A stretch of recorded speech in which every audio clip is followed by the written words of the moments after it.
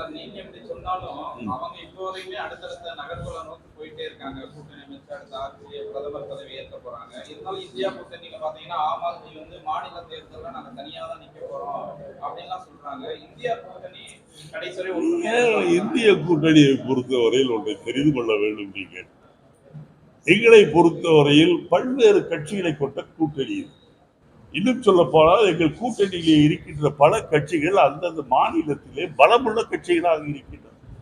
நீங்க மம்தாவை எடுத்துக்கொள்ளுங்கள், அதுபோல் பல எடுத்துக்கொள்ளுங்கள். ஆனால் பலமுள்ள கட்சிகளாக இருக்கின்ற காரணத்தால் சில சமயங்களில் நாங்கள் நினைத்தது நடக்காமல் போய்விடுவது. குறிப்பாக வங்காளத்தில் நாங்கள் இந்திய கூட்டணியில் மம்தா இருக்க வேண்டும், நாங்கள் சேர்ந்து போட்டியிட வேண்டும் என்று நாங்கள் நினைத்தாலும் கூட அங்கே அந்த இடங்களை பங்கிட்டுக் கொள்வதிலே சரியாக முடிவெடுக்க முடியாவிட்டால் நாங்கள் அதை ஏற்க முடியவில்லை. இருந்தாலும் இன்றைக்கு மம்தா பானர்ஜி அவர்கள் பெரிய வெற்றியை பெற்ற பிறகும் இன்றைக்கு அவராகவே சொல்கின்றார், நாங்கள் இந்திய கூட்டணியை ஆதரிப்போம் என்று சொல்லி இருக்கின்றார்.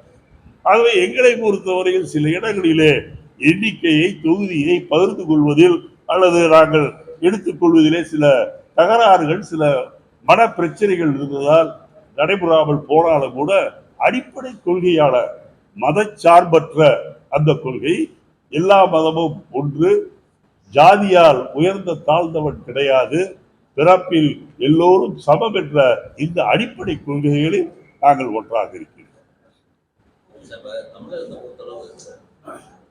லோக்சபா தேர்தலில் ஓட் பேங்க் இன்க்ரீஸ் காட்டுறது தான் எங்களுடைய ஃபர்ஸ்ட் எய்ம். செகண்ட் வர்ற கம்யூனிட்டியில் வந்து சட்டசபை எலெக்ஷன் வந்து எய்ம் அப்படின்னு சொல்லி அண்ணாமலை சொன்னாங்க. இது லோக்சபா தேர்தலில் அவர் ஓட்டு இன்க்ரீஸ் பண்ணி காட்டிட்டாரு. சட்டசபை எலெக்ஷன்ல வந்து அவங்களுடைய கூட்டணி ஸ்ட்ராங்கா இருக்கும் அப்படின்னு. சட்டசபையை பொறுத்தவரை நான் என்ன நினைக்கின்றேன் என்றால், சட்டசபை தேர்தல் நடப்பதற்கு இன்னும் 1.5-2 ஆண்டுகள் இருக்கின்றது. அச்சீவ் பண்ணிட்டார் சில பேர் சொல்லலாம், என்னால் அதை ஏற்றுக்கொள்ள முடியாது. இன்னும் நான் சொல்ல வேண்டும் என்று சொன்னால், தமிழிசை சவுந்தரராஜன் காலத்தில் எல் முருகன் காலத்தில் இருந்ததை விட இப்போது பாஜக வலுவிழந்ததா என்று நான் சொல்வேன். அதை பல பேர் ஒத்துக்கொள்ள மாட்டார்கள். காரணம், இவர் நடைபயணம் போகும்போது கூட்டங்கள் வந்தது என்று சொல்கின்றார்கள். கூட்டங்கள் என்பது எப்போதும் கூட்டப்படுகின்ற கூட்டங்கள் தான். ஆனால் என்னை பொறுத்தவரையில் இன்னும் கிட்டத்தட்ட 1.5-2 ஆண்டுகள் சட்டமன்ற தேர்தலுக்கு காலம் இருக்கின்றது. அதற்குள் கண்டிப்பாக தமிழகத்தில் பாஜக காணாமல் போய்விடும். ஆகவே கூட்டணி அமைப்பதற்கே இப்போதே யாரும் தயாராக இல்லை. அதுவரை கட்சி நடத்தி கொண்டிருந்தால் ஒருவேளை வாசன் அவர்கள் கூட்டணியில் சேரலாம்.